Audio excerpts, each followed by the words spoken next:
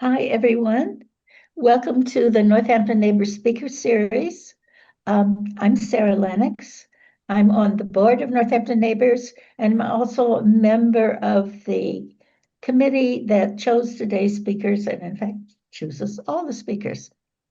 I am really delighted to be introducing today's speakers, and I'm so glad so many people are interested in this really important topic. Today's speakers are Fran Volkmann, Carol Edelstein, and Jeff Zesiger. But before we get to the speakers, I want to say a little bit first about Northampton Neighbors and then a little bit about today's logistics. So as many of you know, Northampton Neighbors is a member-based nonprofit offering volunteer services, programs, and events to older people who want to continue living independent, engaged lives in their homes and communities with a little neighborly help. We launched 8 years ago, and by the time COVID arrived, we delivered over 1,700 services to over 1,000 members and provided a variety of ways for all of us to get together socially. We now have over 2,200 members, which is pretty amazing. But we're actually much more than a ride to the dentist. We have, as I'm sure a number of you know, we have special interest groups, we have neighborhood circles, we have regular social gatherings, we have a lively listserv where members look for things, offer things, ask and answer questions, and much, much more. Anyone can be a member of Northampton Neighbors, no matter where you live, no matter how old you are, but only those older than 55 who live in Northampton, Florence, or Leeds can receive services.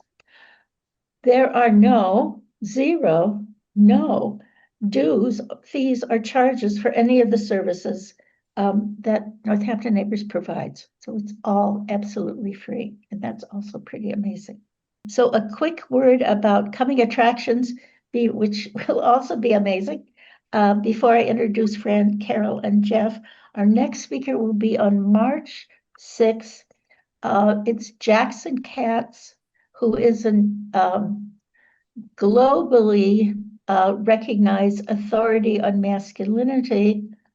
He says in his bio he's spoken on every continent but Antarctica. So we won't want to miss him. And he's going to be speaking about masculinity and violence in today's America. So pretty important topic. So now let me tell you about our speakers. Fran Volkmann earned a PhD from Brown University, concentrating on, there she is, concentrating on the neuroscience of the visual system. She spent her entire 35-year career at Smith College as a teacher, a researcher, a senior administrator, including the roles of dean of the faculty and acting president. She was life partners with Joan Cinnadella for 30 years until Joan's death in 2023. Carol Edelstein was born in Northampton in 1955, and she rarely leaves. She loves this place, as I bet the rest of us do too. She's a social worker and writer. A new collection of her short stories, Small Claims, will be coming out this spring. Carol and Fran's partner, Joan Cinnadella, wrote together in Carol's writing workshop for over 20 years. Fran and Joan invited Carol to be part of their support team, an experience for which she continues to feel grateful. And finally, but last but way not least, Jeff Zesiger has been a palliative care and hospice physician in Western Mass for 30 years, and he's currently the medical director at the Fisher Hospice in Amherst. He has a special interest in voluntary stopping eating and drinking and medical assistance in dying as options for end of life. So now, speakers, please take it away. Okay, I'll begin. Sarah, thank you so much for having us on. It's such a pleasure to be a part of this series and to be a part in some small way of Northampton Neighbors, which we all recognize as a kind of a phenomenal organization. You all do great things, and we appreciate it. Today's topic, obviously, is about end of life. And a little more specifically, it's about choice at the end of life. And in order to frame this conversation, I'm going to talk about my partner, Joan, and her end of life journey, which included voluntarily stopping eating and drinking.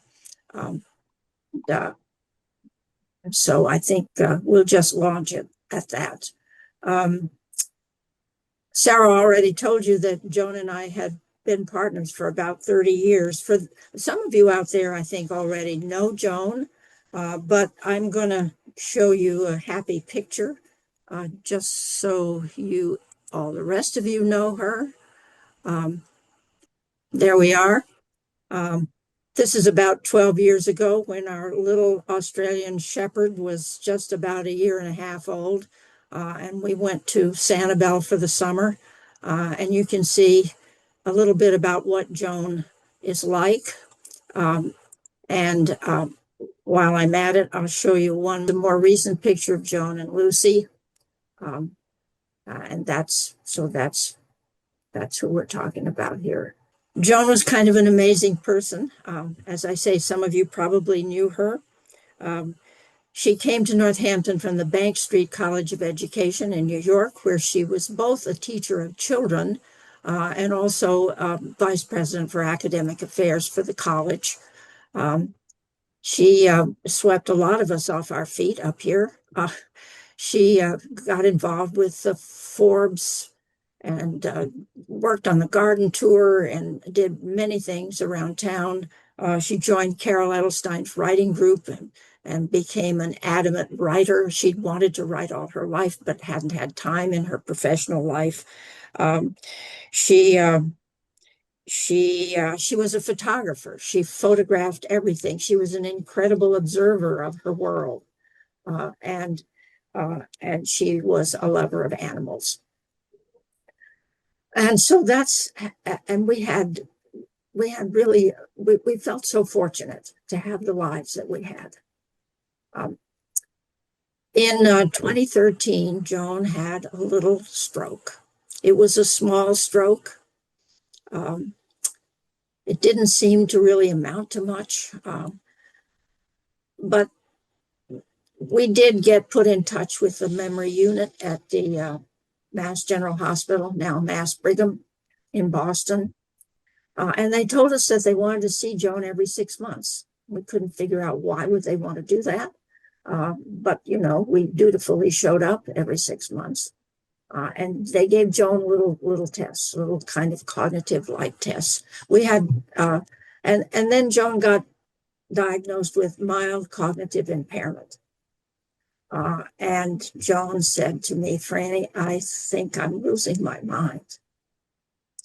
And I said, no, I'm sure that's not the case, Joan.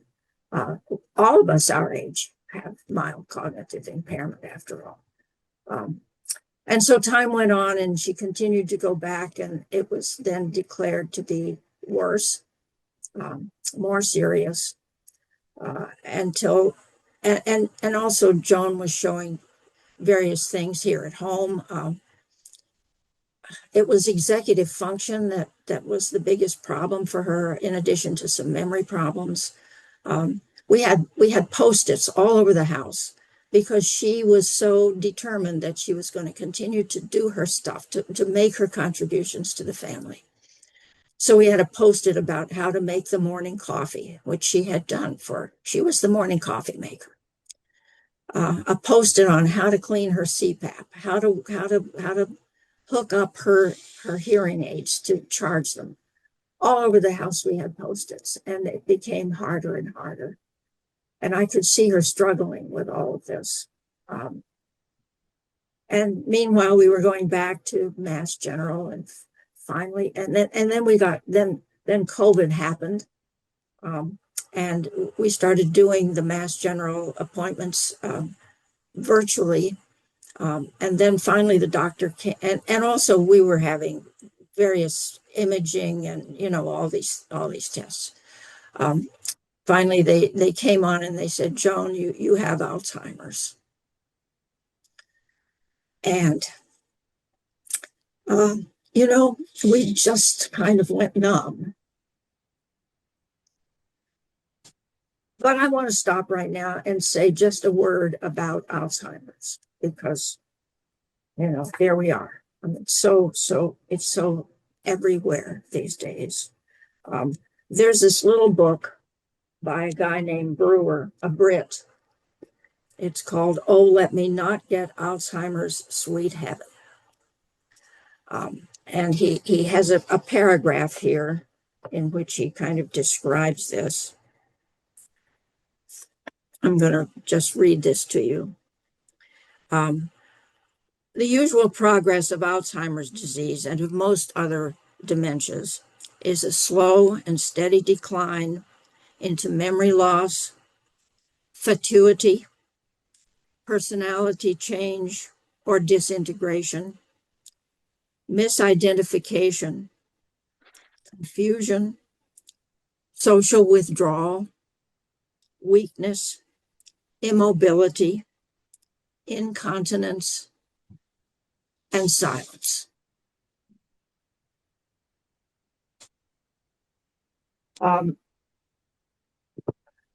We now know that it's a stealth disease. It can creep up on you. Some people, and many people, are never diagnosed. Some people go into kind of a Zen state and just become sort of placid, and they smile, and they gradually just lose touch with the world. Others become terrorized, filled with fear, and some become angry. You don't quite know what's coming. And the responses of almost all of us to this kind of a diagnosis is to hope it's not true.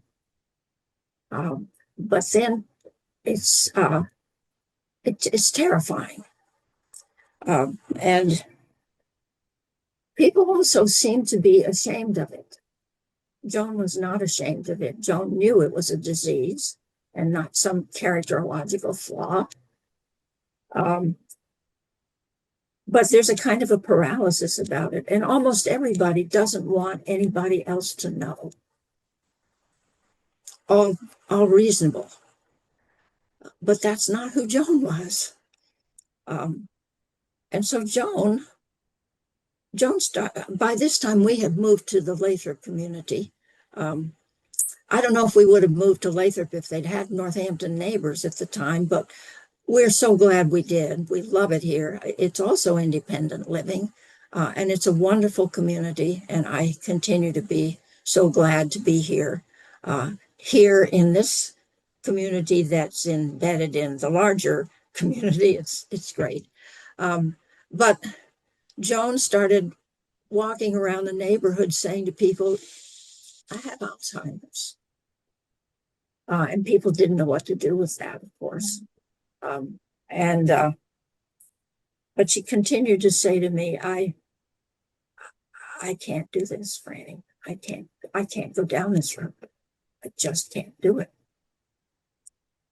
So we started, I'm the person who gets on the web and does that stuff. So I started trying to think about what are our options here? What's going to be available to us? And of course, the first thing I thought, my first response was, Joni, I'm just going to keep you right here at home. This is where you belong. This is where you're going to be. You're going to stay right here. And I went out and bought a little bed that we put in her study. She didn't want a bed in her study. But I put it in there because I said, we might have to have somebody come and stay overnight with us. So I was trying to do that. But the more I read about it, the more I realized that might work for a while, but it almost never works to the final time. And so then we began to look into long-term care. And we went and there's some good places, around here, but we went to some of them, and Joan said, I'm not doing this. There's no way I'm going to do this. She saw people sitting in their chairs, in the halls. And so in addition to that, it's probably not so relevant to this conversation, but I began to learn about the costs of long-term care and how this can simply wipe out families. The New York Times did a good series about this a couple of years ago. And Medicare doesn't cover long-term care. Medicaid sometimes does, but increasingly not. And with the cutbacks in healthcare funding, it's getting to be more and more difficult and scary for families. So that's long-term care. Then we thought, well, what about medical aid in dying? Medical aid in dying. Massachusetts, of course, still doesn't have medical aid in dying. That was not an option. But more to the point, it would never have been an option for Joan because dementia patients are not eligible for medical care in dying. You have to be cognitively capable, certifiably so by a couple of doctors. So no luck there. So then some folks that we knew, somebody came and said, have you guys got pills? And yeah, did we have pills? Joan had a knee replacement and 2 shoulder replacements. We had OxyContin, we had oxycodone. And then a doctor friend that we knew said, you better know what you're doing if you do that. You could end up in a permanent vegetative state. And so we threw the pills out. We said, no, that's not going to be it. So I said, Joan, I could take you to Switzerland. We could do Dignitas or one of those things. And she said, why would I go to Switzerland? I want to die right here in my home. I want to die right here. Then somebody comes and comes to the house and says, my son can get you fentanyl off the street. And Joan says, oh, good God, no. Oh, good God, no. That would be breaking the law. So there we are. So it was like we went down all these roads, and none of them were right for her. None of them. Somewhere along the way, we heard about this thing called voluntarily stopping eating and drinking. It's called VSED, voluntarily stopping eating and drinking. VSED, VSED. And when we first heard about it, I'll just speak for myself. When I first heard about it, I thought, oh my God, that sounds so awful. How I don't want her to go through that. But after we had learned a lot more about it, and after we had explored these other options, Joan said, I think we need to take another look at this, Fran. And she ended up deciding, this is what I want to do. This is what I am going to do. I'm going to stop eating and drinking. And so now I think it's time for Dr. Zesiger to come on and talk to us about this. Hello, everybody. I'm always kind of speechless when I hear Fran speak because she does it so much from the heart. Thanks, Fran. So for me, a short story leading up to VSED is when I first started working in hospice and palliative care, I noticed that the goal was to make sure people are comfortable and that we weren't accelerating their dying. We weren't holding them back from the inevitable just to suffer more. And it came clearer and clearer to me that that works for many, maybe most people, but not everybody. And then I started to be made aware of the VSED, voluntarily stopping eating and drinking, by one woman who had a lot of courage and 20 years ago said, it's for me. And nobody could believe it. Nobody knew about it. And it took a lot of convincing and discussion for me and the hospice I was working at then to understand and then support her through that process. And I've heard so many people say that it must be suffering, terrible suffering, if you don't eat and drink. And I've not seen that. I've seen many people choose to stop eating and drinking, and they have a dry mouth. They're usually at a point where their determination is far stronger than their wish to have another meal. And they say, let's just stop. So hunger doesn't come into it very much. Once in a while, somebody, particularly with dementia, might say, oh, could I have dinner? And as soon as you remind them, well, why are we here supporting you? Your goal was to stop eating and drinking. Almost universally, people say, you're right. I don't really want that food. And for liquids, that can be tough because of a dry mouth, but we have chapstick, we have mouth swabs. And as long as your mouth is not dry, you can speak well and you can live just fine without any liquid for a number of days. The usual amount of time that somebody is looking at when they're deciding to do VSED is about 10 days to 2 weeks. You'll hear people quote 2 weeks and maybe a little more. That's only if somebody has a lot of extra fluid in their system. Maybe they have congestive heart failure and lots of edema in their legs. You'll also see if somebody takes a sip now and then, that instead of 2 weeks, it could be a little longer. But I've almost never seen anybody go past 2 weeks, and usually 10 days is about the right amount of time. As you look at that time, the first 5 days or so is really a time of being alert and being able to come to some sort of completion of your life with your family and your friends. And we've had people that went out to the movies or people that went for a few walks.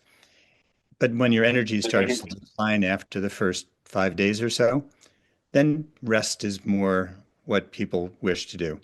And by resting, they would take naps, they would wake up, and then have some conversation with their family and friends and go back to sleep.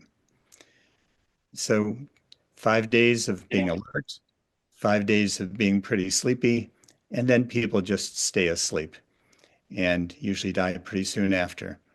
So I have not seen suffering. I know a few people that have gotten anxious or confused, maybe restless, and you really should be doing VSED with the support of a professional group like hospice, and they will have medicines for anxiety, confusion, agitation if it comes to pass. But most people don't have any of those symptoms. They just get more and more tired. So that's what I've seen with VSED. And again, I would say on the surface, it looks tough. Once you get in it with a good support group, professional and lay people supporting you, you can see this through, and it's a very comfortable way to go. I think I'll stop at that point as a good overview of VSED. Okay, then I will come back and pick this up. So this is the decision that Joan made. And I want to make another little point here. She made this decision. It took me a little longer to come aboard, but she made this decision after a lot of thought and a lot of research, really. And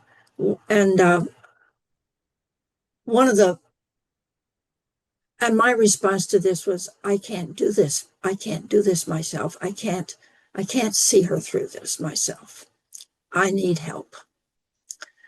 And because of that, the core group, we formed a core group, 4 women, and my son, Tom. All of these people the 3 of them had known Joan for a long time, long time. They were very dear friends of hers. And one of them, Audrey Bernstein, who was here at Lathrop, was a new, very good friend of ours, and a person that Joan wanted to have. And then Tom was just he was here and wanted to be here. He lives in Albuquerque, and he just came. And the core group and I, and in fact, all of us, Audrey had this concept of being brought from the outside of a situation into the inside of it. The idea being that when you first hear about something like VSED, it sounds so awful. And the more you know, and the more you learn, the more you live with this, the more you're brought into the inside, and it becomes at least an option. Joan would never say everybody should do it.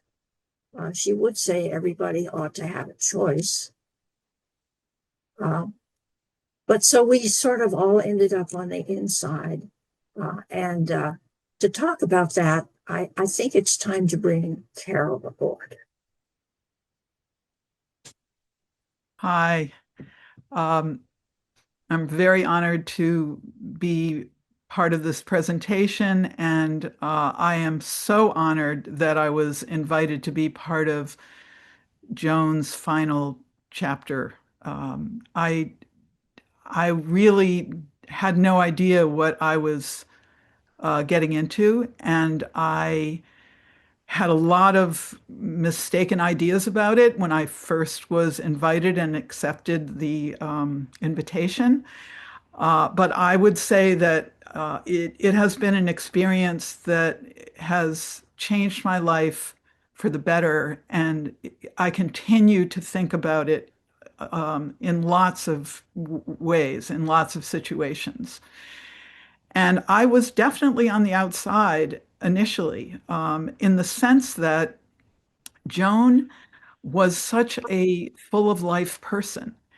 And at the time that this was about a little less than a year before she actually undertook VSED, it was unfathomable to me that this could be coming up soon. And so I wasn't afraid to get aboard because it wasn't going to be happening for a while, obviously. Obviously, she was doing everything, unless you were really close in, you would not have known where she was in her cognitive journey toward incapacities. And at the same time that conversation amongst our group was starting to happen, I was living with my father, who was in the last few months of his life with a lot of cognitive impairment. And although at the very end, he would not have wanted to have been experiencing what I saw him experience of fear and panic and confusion.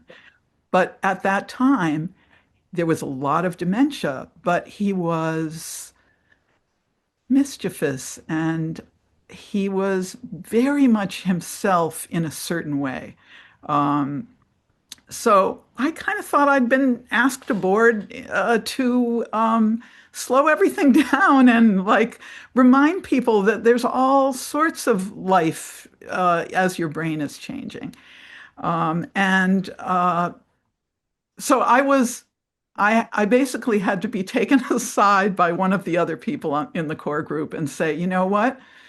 If that's really your attitude, you got to drop out of this group because we have a mission to uphold that is Joan's mission to make this journey. And that's how I came into more of the inside of it. And what I learned being part of it, being close into it, primarily what I learned is that I'm not afraid in the way that I used to be of dying. And dying is not something any of us can avoid.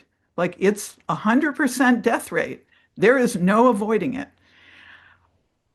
But how it happens and when it happens, um, a lot of luck is involved, but you're more likely to have some choices if you think about these issues that we're talking about now, about what and when and how to proceed. And so that one of the things that I'd like to speak about is what's called the window, what we've come to call the window, and I think other people have called it that. Because Joan, and really any one of us, can have changes in cognition. You can have changes in your understanding of what you're planning to do and not be able to do it. I remember seeing a really amazing movie about this called Still Alice, in which she has all these intentions to end her life in a very controlled way, and she makes notes, she prepares as best she can, and she waits too long because she then can't actually follow her own instructions. And so one of the big decisions about VSED, undertaking VSED, is finding the time to start it and to do it. And that's part of where Fran and our core group and Joan together worked to, and her doctors worked to make a plan that would work for her to be able to undertake it. One of the questions I have actually for Jeff is if rules have changed about whether a healthcare proxy person can help someone carry out VSED if they've made it very clear. At the time we were doing this, we did not believe there was anything other than the person who was going out of life to be at the reins and make those decisions. So that was a really, really tricky part of the trip, is when. And I guess I want to turn it back to Fran now. Thank you. Jeff, would you like to step in at this point and address these questions? Absolutely. It's a great question. And I would say 99% of the time, you see people make their own decision, they have supporters, and they follow through. I'm leaving the 1% in my head because there are times where somebody is historically for a long time said, this is what I want to do. Everybody is convinced, family, friends, and they have a unified group around them. The healthcare proxy at that point can say, I can help you. You're starting to get past a point of just doing this yourself. It's a gray zone. It's a bit tricky. And the last thing you'd want to do is in the middle of somebody trying to get what they want to have somebody come and say, well, I don't think that's what she wants. And who are you to do this? So it's not a clear part of law, but it is something that happens. And I would support that if I had enough conversations and was really, really convinced this person wanted that, and the person speaking for them, that healthcare proxy, and everybody else possibly involved was all saying, absolutely, that's what that person would want. So it would take twice as much energy and preparation and communication to cross into that that gray zone. It does happen, but most of the time people know that this is a tricky time. And as you said, that window, it's very good to say my dementia is moderate, but it's not moderate to severe, and I can still follow through and tell you very clearly what I want, and I'm ready to stop eating and drinking. Oh, I could give you a little story about Joan in this regard. The summer before she died, we always went to Maine for 3 weeks to visit old friends. And we got back, and it was a very sweet summer. She felt like it was going to be her last summer up there. She took her camera everywhere. She took pictures of everything. It was like the last time she was going to see all this beauty. And then we got home, and she said, well, I think I'm going to start VSED right after my birthday. Well, her birthday was in September. And I said, oh, Joan, no, it's way too soon. And then another friend came and said to me, Fran, you better think about what you're doing here. You may well cause her to miss her window. So I thought about it. I talked to the core group about it. And then I said, I can't be a part of this decision. You and the doctor will have to work out the dates. And I just backed off of the window discussion. And so Joan and her doctor, and by the way, I want to talk to you about our support system. Joan and her doctor worked this out, and it turned out to be at the end of January that she finally did it. But we went to the doctor early on, and she said, this is what I want to do. Will you support me? And he said, yes, I will. Now, he had been our doctor for 20 years. He knew us both really well. He knew Joan really well, so this was all a help. So then we went to hospice. We went to the Fisher home. And that was in, again, the summer. And I remember sitting in the outdoors with Kemper Carlson, who is at the Fisher home. And Joan was so clear. I was amazed. I mean, she said, this is what I want to do. This is the reason I want to do it. I have Alzheimer's. Will you support me? And Kemper said, yes, we'll support you. You can do it at home. We will come periodically to your house. But if you need to come over to the Fisher home, we can do that too. And that was really hard for me in a funny way, because even though I was trying my best to support Joan, at this point I thought, oh my God, it's really going to happen. It's really going to happen. That was another whole sort of thing to go through. So then, and then we brought in a wonderful, I guess you'd call her a home health aide. She seemed like a family member to us. We knew her already from other people here at Lathrop. And then the whole core group said, we're going to be there. We're going to be there for you. So we had this system of support set up, which was just unbelievable to us. And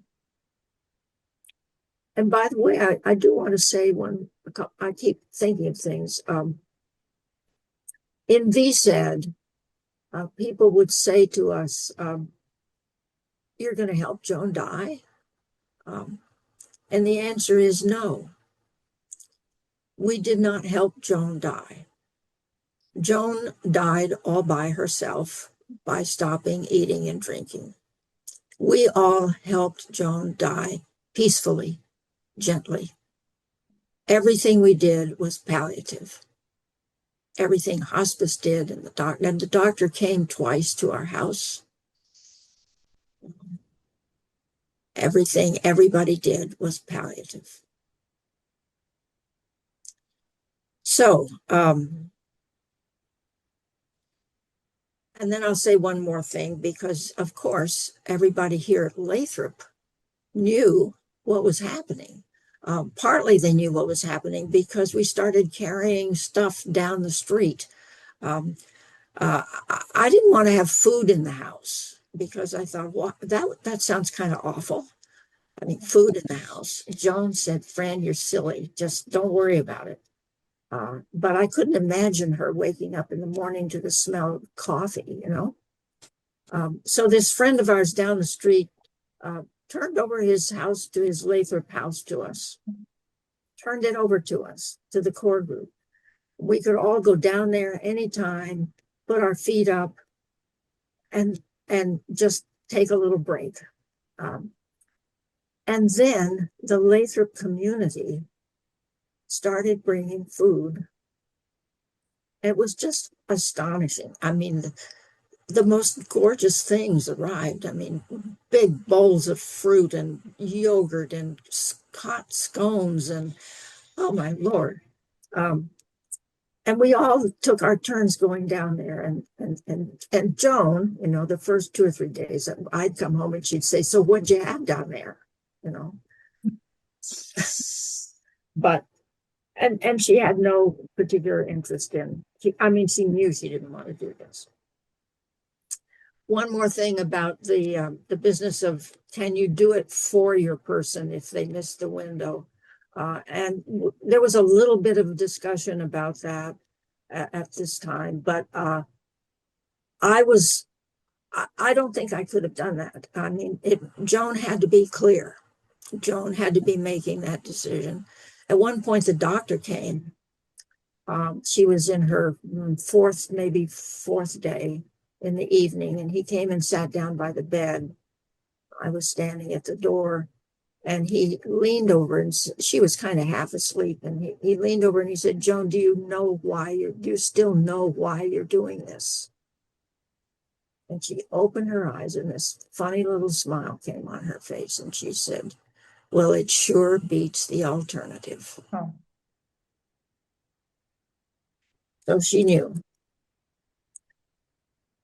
The other thing the community did is to mount a vigil for us every evening for half an hour. People simply went to the Lathrop Meeting House, sat quietly for half an hour. And we knew that that was happening. It was important to all of us. And it meant a huge amount. So that's kind of, and it's a thing about community. It's a thing that Northampton neighbors understand so well. How important it is to have some people around who are with you. So, yes, I'm sure there are people that have questions. There are some questions in the chat that I'll read. And I think, of course, if you need to leave, please just leave. But I think we can go to 4:15 if people have questions that go on that one.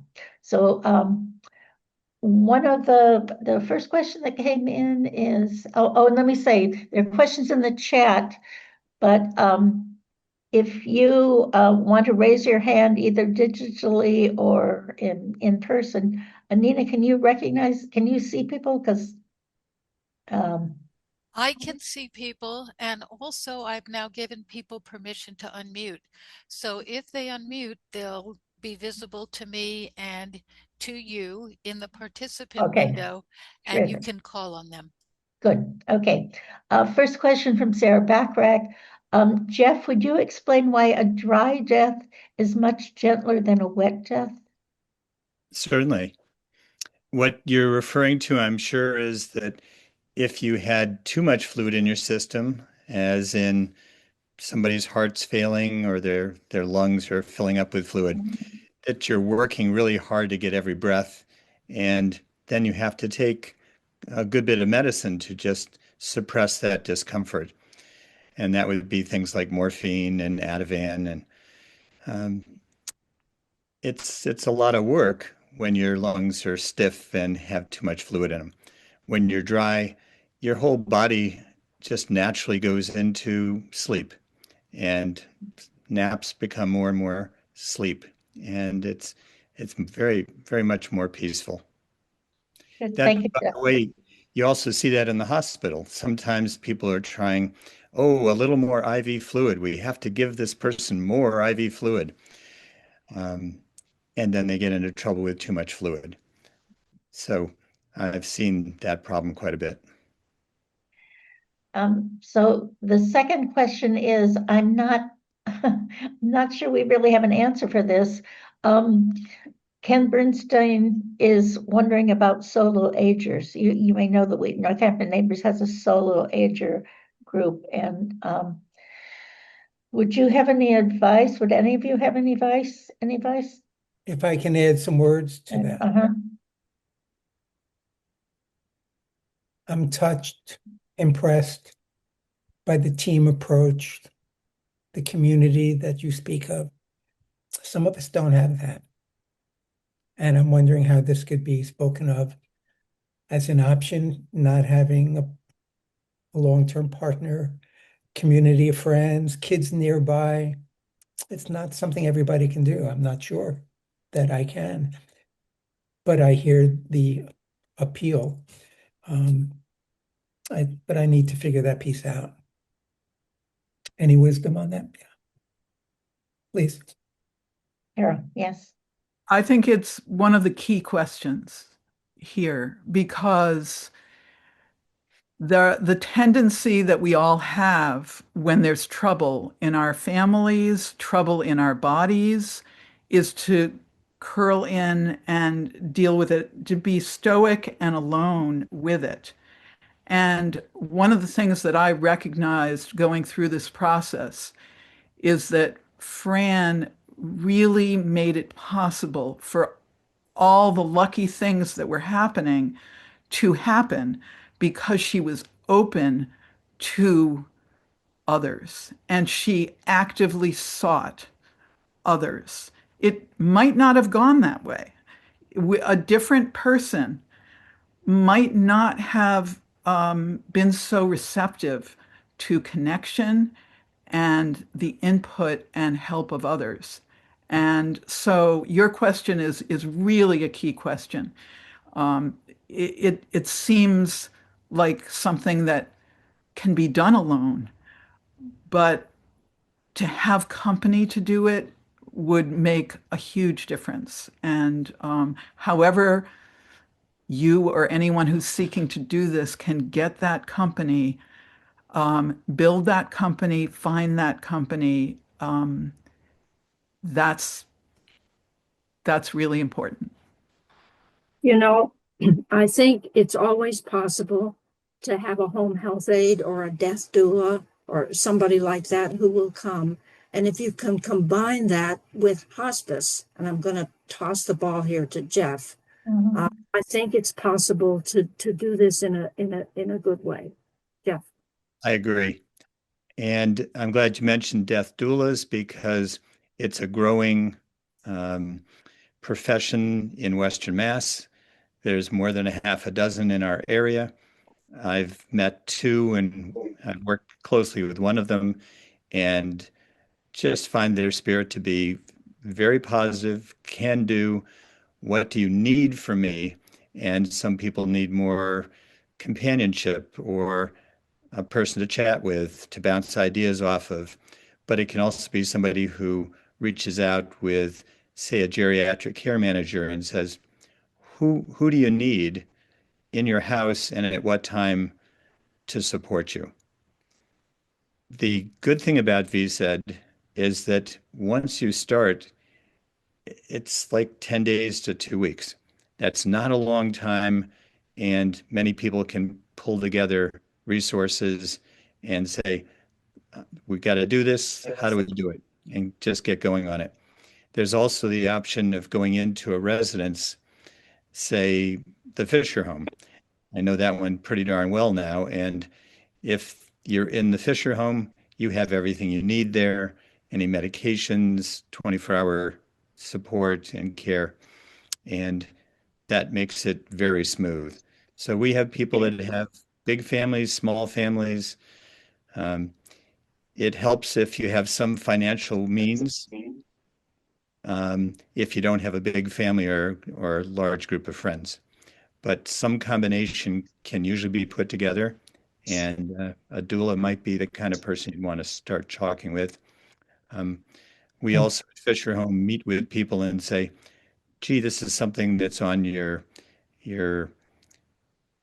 mind and you're not ready, but you want to know more about it. You want to start to do some planning, see if it's some direction you want to go. So we're around for consults like that also. Here's another question from Georgiana Rouleau, which is probably for Jeff. Does one stop taking their medicines also? Great question. That's a question we see in hospice all the time. And the best answer is if it's a medicine that might benefit you down the road a piece, like a year or more, 6 months even, why take it? You would stop. In VSED, you usually stop everything, but once in a while there's medication that your body needs to just feel in balance and be comfortable with. And then we'd say, keep taking that while you can, and we'll try to figure out how to do it without you drinking a bunch, because that would just prolong the VSED. So most people do stop most of or all of their meds right up front, but once in a while, there are things that you need to get to stay comfortable. Right. Let's see, there's one more question up here. Well, let me go to Bob Reckman. Bob Reckman has raised his hand. Yes, let me go to Bob Reckman. My wife died in July from an intestinal obstruction, so it was not voluntarily stopping eating and drinking, but she had a good death. And I attribute that to 4 or 5 different factors. The first is I took a workshop called Memento Mori about 3 years ago, which gave me a lot more insight into what death and less reduced my fear of death. So that helped me prepare in a lot of ways. Number 2, we did have a wonderful group of friends. There were 3 women who came every day for 30 days for 3 or 4 hours each to do whatever they could for her. We also had 3 wonderful aides who were around the clock by the end, and they could not have been more supportive and more helpful. And the last thing we had was Fisher Home. And Fisher Home did a great job. They were always available to us, and we had never been down this road before. So I can't say enough about how all 4 of those things combined to give my wife a good death. Thank you. Thank you, Bob. Betsy Wolfson asks, are there legal risks for the partner or family? Anybody? Yes. Yes? I would say no, is because these things aren't done. People don't say one day, oh, I'm going to stop eating and drinking.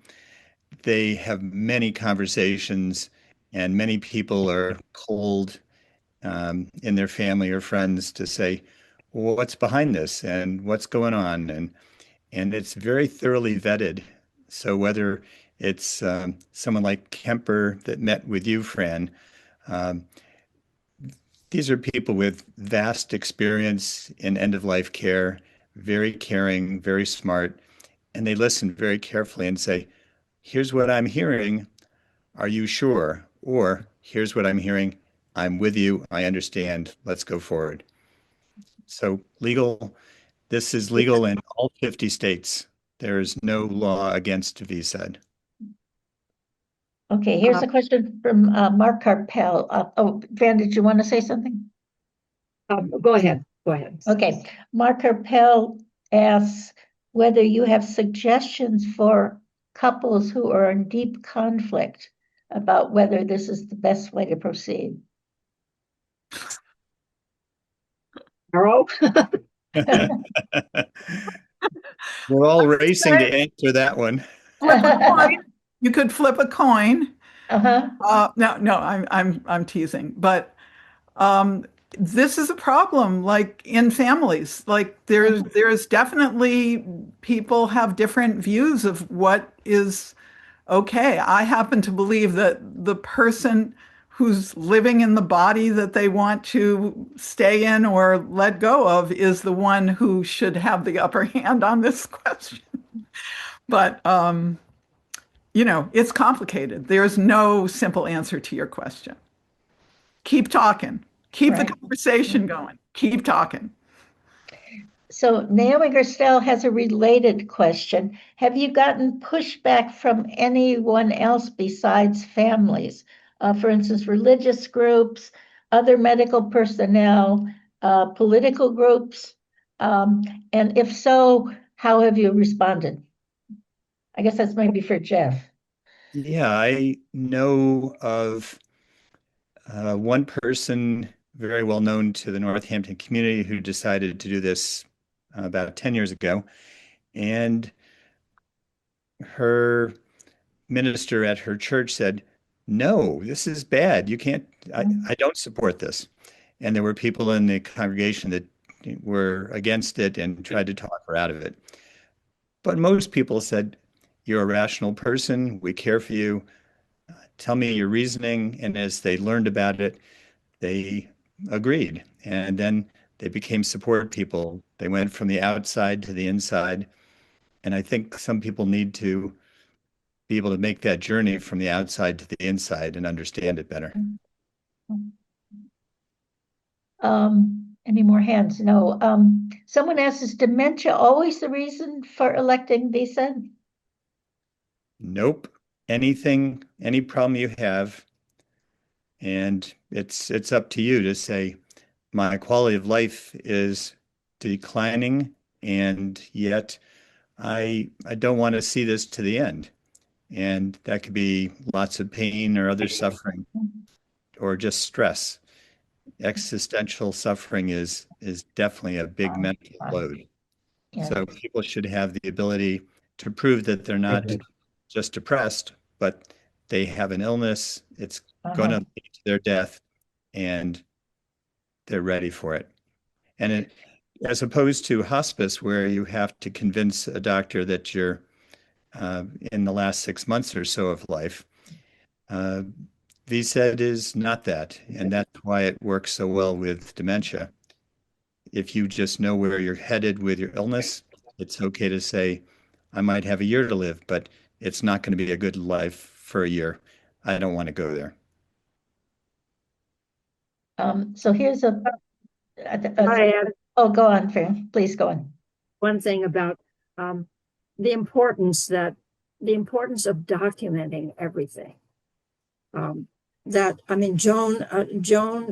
had every piece of advanced directive that she knew how to write. And they're in this book. So if you want to get a boilerplate of what you could write up, there's a manual that you don't have to invent. She also did another thing. She recorded her own voice on her cell phone saying, this is what and she did it just a few days before she started VSED. This is what I want to do. And you couple that with the fact that what all the rest of us were doing was palliative. And we felt pretty secure that we were on safe ground there. In addition, it just turns out that nobody has questioned me or us that I know of about Joan's passing.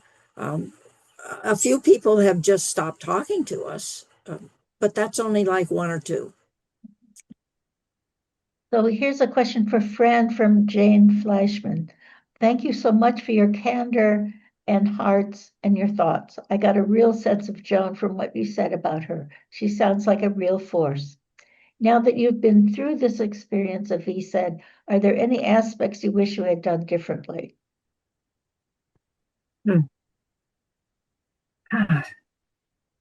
Well, that's no,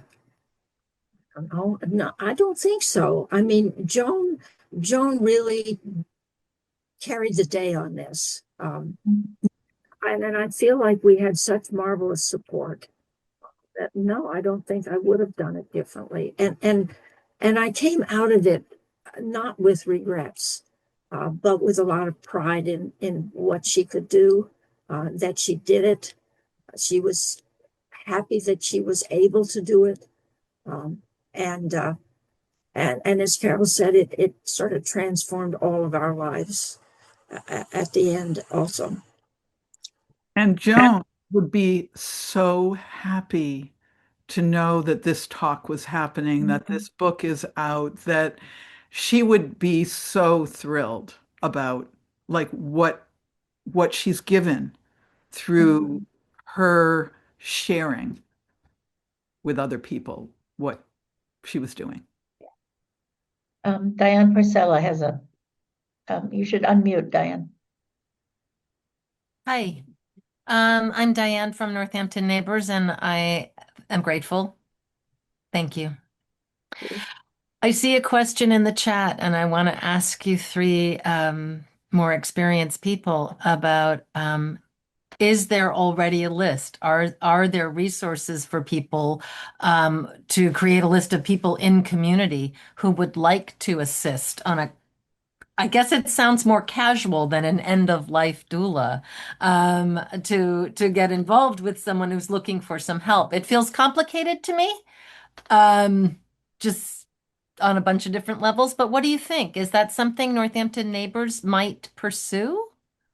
Or is there already something out there like that? Jeff, do you know? I don't know of anything out there like that, and that's why new ideas are so important. This is like, well, I could have had a V8 moment. Right. Yeah, absolutely. Yeah. That's the way it feels to me too.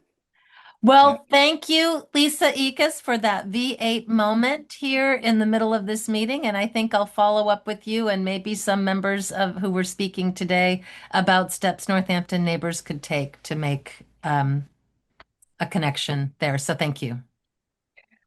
I think that is all there. The questions, though, there are some resources in the chat, which are no. Here's Taoist Cowgirl. Taoist Cowgirl. Would you like to ask your question? And you need to unmute. And I'll do my video. Hi, actually, my name is Suze. My mother is in moderate stage dementia, and I'm just wondering if you have suggestions of how to introduce this to her. Right now she's pretty afraid. I mean, she's forgotten she has dementia. We've talked about it about 6 to 8 months ago, and so she's just barely still in that window. Yeah, it's a hard time. I usually approach people to say, do you understand what's going on in your life? What this illness is, where it's headed? And then if they can, if they can respond to that well, then the next step would be, well, what are your goals? What do you value? And Fran's journey was very helpful by saying, well, we could look at a nursing home and talk about what would that look like. And then people can see little pieces of it and go, well, I would or wouldn't want that. But you have to have enough really strong feeling in you and able to say yourself, I like that option that's been brought up and I want to know more about it. Mm-hmm. Okay. Thank you. Oh, I think I missed it. So go on, please. No, I thought somebody else had something to say. No, thank you so much. I think I missed a question earlier. Is it possible to do this in the hospital? People do this in the hospital, but it's usually when you're there for another reason, and then you say, I just don't feel like eating anymore. I see. And then there's quite a few conversations around that. Mm-hmm. And people convince people in the hospital they'll just stop there. But usually people get discharged from the hospital if that's where they're headed. So there are two chat recommendations for resources. One is Memento Mori, which Bob talked about. Diane posted, Memento Mori is a series of 5 weekly sessions that facilitate conversations about death and dying. It encourages individual empowerment and fosters the emotional and mental clarity needed for a meaningful end of life. And let me see. Diane Alpern posted a book recommendation relevant to this discussion, What Matters Most by Diane Button, End of Life Doula, Lessons the Dying Teach Us About Living. So, and now there's, I think, Eva Fierce, Lisa Eckes says Eva Fierce co-offers the Memento Mori course. And then there are so many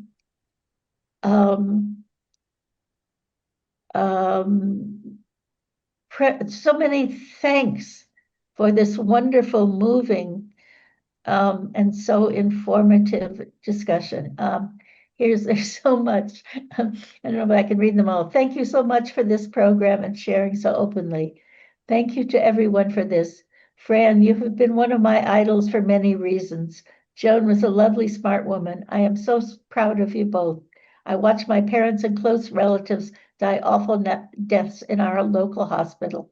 I don't want that. Thank you for offering your experience as an alternative. Lisa and Kamala say, deep bow to you, Fran, and to Carol and Jeff, and all on Joan's core team. Virginia, thank you all for this beautiful discussion. So, and wait, there are many, many, many more thank yous. Of course, Fran's book, Herself to the End by Fran and the core team. Thank you, so beautiful and inspiring. Excellent, thanks so much. I'm in there, everybody's in there. And Betsy Wolfson says, so proud of my cousin Carol. Thank you all for helping Joan and Fran and for telling us about it. Any last words anybody wants? Oh, wait, Robin Levine has a question, yes. And so, yes. Hi, I just wanted to say that I had to choose your healthcare proxy wisely. I had a friend who she was a very intelligent, she was a writer, very intelligent woman. She passed out in her house and her healthcare proxy put her in a nursing home and wouldn't let her leave. She just kept saying, I wanted to go home. And she said, no, these are the people who are going to take care of you. And she was passed out for a while. And so she lost some brain functioning. And so she would just say, well, I guess they think it's what's best. And she never wanted to die anywhere but her home.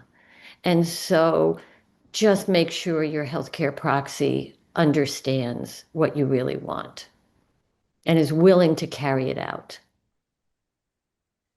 Thank you, Robin. And thank you all this has been such a wonderful, moving conversation, a presentation. Thank you all so much. And I'm sure we will all take this with us and learn from it and think about what we want to do ourselves. And we're right at the 4:15 mark. So I think I'm going to say thank you to all of you for attending. And this has been wonderful. And yes, the video will be available soon on the Northampton Neighbors YouTube site. So you can watch it again and pass it on to other people who might be interested. Where will the video be?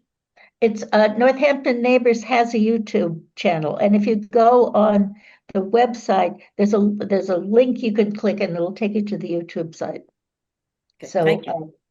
And yes, okay, thank you so much. And Thank you. okay, bye-bye, everybody.